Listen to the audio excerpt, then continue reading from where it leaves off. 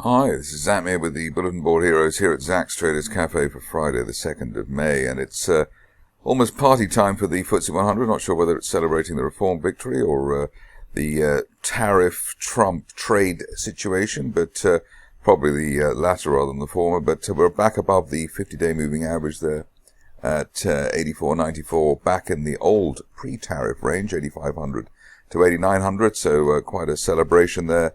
RSI is still below 60, so plenty of gas in the tank even after a 700-800 point rebound, which is also of interest, and looking for the old March resistance area, maybe 87.50 over the course of the rest of May.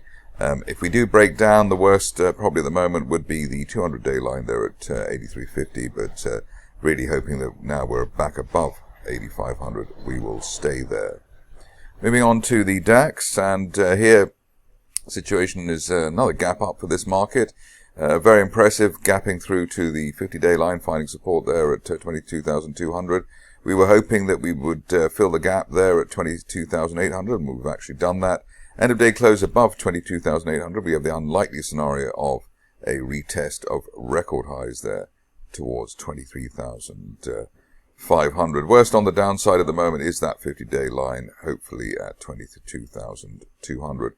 Interestingly again, even though we've rallied very hard indeed, RSI still only at 62, so well off the record, the overbought area that might be considered dangerous.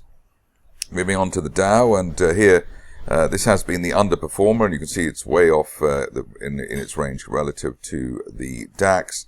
We had sticky resistance there at 40,800, and weren't able to close above it. But at least while we are above the broken resistance line there, 40,400, looking for the 50-day line, and then hopefully filling that gap up to 41,600 over coming days. The issue here, though, I suppose, which is a positive, is the way that the RSI here is still relatively undercooked, which means that there is scope for greater upside if you miss the boat on the FTSE and the DAX. The Wall Street currently indicated to be around 40,800, so not much of an improvement on the overnight level. Worst case at the moment, we've got to retest the weekly support here, this week's support 39,800, but hopefully still on the right side of 40,000. Moving on to Bitcoin, and here it's been poised very delicately within a what looked like a mid-move consolidation bull flag, and just breaking out of that now through 96,000. Obviously the next level up, 100,000, the big psychological number, we have been looking for 120,000 by the end of this month, which looks ambitious, but maybe if we get the kind of new move we had in November for May, that would do the trick. Upside value while we're above 90,000, the old range pre-tariffs, and ideally we stay above 92,000 ahead of a move to the upside. We've got the 50 and 200-day lines both rising sharply at the moment, which suggests that the next time they cross, there will be a golden cross, and the run-up to a golden cross tends to be the strongest part of the cycle. You can see that we've basically had that since this market pushed back above 90,000. Moving on to gold, and here the situation is that we have snapped out of that, the steepest part of that rising trend channel there, but actually closed just within it around the 32.30 level. So maybe giving this market the benefit of the doubt one more day, especially given the way that the RSI is at 52 and still above neutral 50. So while there's no weekly close back below 32.30, the old initial April resistance still got the chance of a move within that rising trend channel from March as high as 3,800 by the end of this month. If you're cautious, the easiest thing now is just to wait for a break of that resistance line there, currently around 32.70. End of day close above that, then we're back on track. Otherwise, below that, we've got the risk of a further move down towards 31.70, the initial April resistance. Moving on to pound dollar, which we haven't looked at for some days, and here it was all about 133, and it's still all about 133, the 133 level, the top of that falling trend channel that we've had there since the end of 2020. need a proper price action basically through that 133, 134 level to give us a final flip through towards $1.40 plus. The problem is, I suppose, that the interest rate outlook on this side of the Atlantic is relatively dovish, and therefore we have the chance that this is the top of the range. End of day close back below $1.32 would be the first sign that we're going the wrong way or going bearish. And the other point to note, I suppose, is the way that we're still holding up in this bull flag with the backing of that golden cross between the 50 and 200 day lines that we had in the middle of last month. Moving on to the stocks, and starting off with Asiamet, which has been making encouraging noises over the last few weeks. These multiple bounces off the RSI 50 level. We've had 4 of them now, so what's missing here, I suppose, is actually the share price to move properly. Initial target here around the 1.2 pence level. If you're a fan of the shares and looking for greater glory, I would suggest that we could get up to the 1.4 pence zone by the end of next month, if we can get a quick result on getting up to 1.2 pence. Ideally, of course, we stay on the right side of the 50-day line and 0.9 pence and RSI 50 ahead of such a move. Catenai is next, one of the back from the dead situations, which have done so well over the last couple of months. Here you can see that we're in this mid-move consolidation between around 0.38 and 0.58. So looking for an end-of-day close through that to give us a retest of the best levels through 0.8. The other point to note is that this consolidation has seen the RSI remain totally above the neutral 50 level after the golden cross that we had late last month.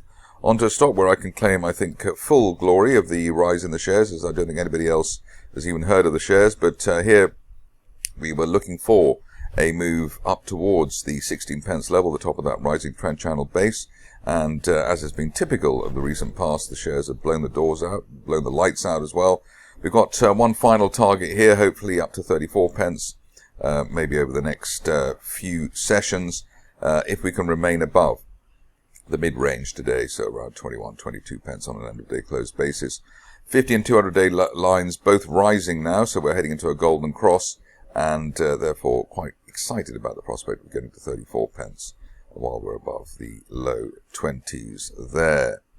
On to Coro, which I do look at in spite of myself. Here you can see that we've got this falling trend channel, and we're above the recent resistance 0.9 pence. Above that, looking for a rather ambitious 1.3 pence by the end of this month. But it has to be said, recent candles have either been flat or very bullish, so opening at the low, closing at the high. And therefore, if we can get the RSI back above neutral 50, we could see these shares moving quite well towards that 50-day line, which they haven't actually touched since the beginning of the year. One of the favorites at the moment is Fragrant Prosperity, another stock which has come to life in a nice way, a bit like Catenai. Here you can see that almost a similar setup here. We managed to break through our 1.45 target there. Above that, we're looking rather simply for a retest of the best levels. 2.2 pence, maybe by the end of this month. Best case scenario target up to 2.5 pence, which was resistance on the way down, and another situation where there's backing from a recent golden cross. Had the suspicions a bit late that Ferrexpo was going to deliver the goods. We had a bear trap rebound from below the 50 pence level early last month, and a break of the 50-day line, which I think is where we were last looking at it, was delivered yesterday, and we're looking for the low 80s, and that's exactly what the shares have done. Shouldn't be any reason why we don't now go towards the 105 level, given the rare earth mineral deal between America and Ukraine, which I'm sure Ukraine was just dying to do. Stop loss at the moment, the 200-day line there, near 70 pence, if you can afford that level of risk. Moving on to a stock which has taken years, perhaps decades, to deliver the goods, but at least from a charting perspective, it looks like we've got a bit of a flurry, a positive flurry here. Shares gapping up at the end of last month, holding the gap there, which is a very strong signal. Rising 50-day line near the low, all the bear traps and everything else there to get rid of weak hands. RSI 50 rebound or above RSI 50, so could get an end-of-day close through recent resistance at 0.57, which it looks like we will do. Then the top of the recent range, 0.7 pence, should be on its way well before the end of this month. In fact, it could even be a greater move given the way that we gapped down there in December and gapped up last month. That's a bear trap island reversal. One of the strongest setups you can have. So maybe if you're a fan of the shares, you can now almost name your upside target. Moving on to Mosman, which has felt the benefits of a very professional interview, or at least by the CEO. It's amazing how companies don't go for the professional interviews, they go for the cowboys. But in the case of Mosman, an excellent interview by Andy Carroll, and breaking recent resistance at 0.49 pence. Above that, looking for the top of the range, quite simply there, 0.08. Hopefully, as soon as the end of this month. I think the interview certainly deserved that a couple of days ago. Moving on to Ricardo, which I don't think I've looked at in years. Here you can see that there is a chance of a rebound here. We've got the 50-day moving average rising quite sharply now. We're just breaking recent neckline resistance around the 260 mark, or about to. RSI at 62, which is decent at this stage of the recovery. Looking for a rather ambitious move to £3.20 by the end of next month, while we remain above that 50-day line, £2.37. If Kefi is moving, then maybe it's time for Reabold to move, because this has also been a rather difficult situation. Here we have a combination of a bear trap rebound and also a gap close buy signal. So an end of day close above 0.04 today would be a gap close buy signal accompanied by a bear trap, and looking for the shares to head up to as high as 0.067 as soon as the end of this month. Ideally, we have multiple days above that 50-day line, currently at where the shares are now. Unlikely inclusion today is Serinus. Here you can see Serinus rather. Here you can see that we've got this classic step progression, so rising vertically sideways and then breaking the recent resistance at 3.25 pence. This looks very encouraging, which is a punchy call for this stock, but we already have had a golden cross here at the beginning of last month. Looking for 5 pence by the end of this month, and maybe even more, given how good, surprisingly good, this situation looks. The only proviso there is that there does seem to be a seller in the stock, so whenever there is a decent rally, somebody comes in and sells. Hopefully they are gone after that December move to the downside. Finishing off with Sound Energy, which I did interview quite a while ago here. Broken that resistance line there from the end of January at 0.75 penny, and above that and above RSI 50, which we are at the moment.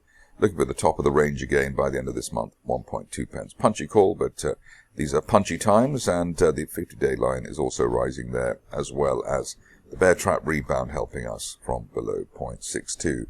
That's it from me today. More updates over the weekend.